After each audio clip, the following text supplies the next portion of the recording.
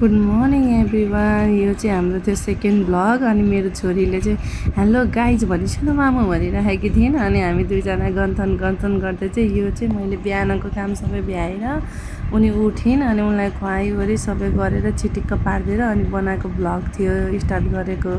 अनि उसलाई चाहिँ राति डाइपर लगाइदिने गरेछ। अनि त्यो डाइपर चाहिँ आफै लगेर बिहान खोलिसकेपछि लगेर फाल नानु भनेर पठाएको।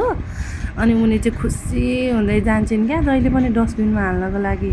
अनि जाऊ आफ्नो बानी आफै आफ्नो काम आफै गर्नुपर्छ नानु, जाऊ तिमी आफै गरेर फालेर आऊ भनेर भनेको। हस् मामु भनेर अगाडि टुङ गर्दै गइन्। अनि आइन् फेरि दौडेर। अब यतिखेर भनेको उसको के हुन्छ भने एकछिन अब डुल्न जाने, बिहान बाबा पढाउन गइसिन्छ, बाबा आइसकाउँदैन अनि एकछिन डुल्न जाने मामु रे। अहिले त मलाई मेरो छोरी साथी भएको छ कि।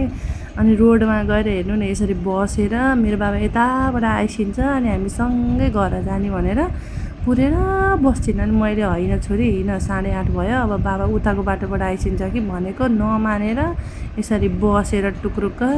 अनि बल्ल घर लिएर आएँ। अब माम खाने हिँड न भनेको, बाबा खाइवरी गइसक्नु भएको थियो। माम खाने आऊ छोरी भनेको, भागेको दुईचोटि तानेर लिएर आइसक्यो। फेरि भाग्छिन्, फेरि खुवाउन थाल्छु लडीबुडी गरेर भनेको नमानेर। हेर्नु न त्यहाँ कति एक्टिङ गर्छिन्। खान भनेपछि त मरिगए नगर्ने, गऱ्यो भने मुखमा लिएर बसिरहने। अब उसलाई सुताएपछि बल्ल मेरो पालो आउँछ खाने।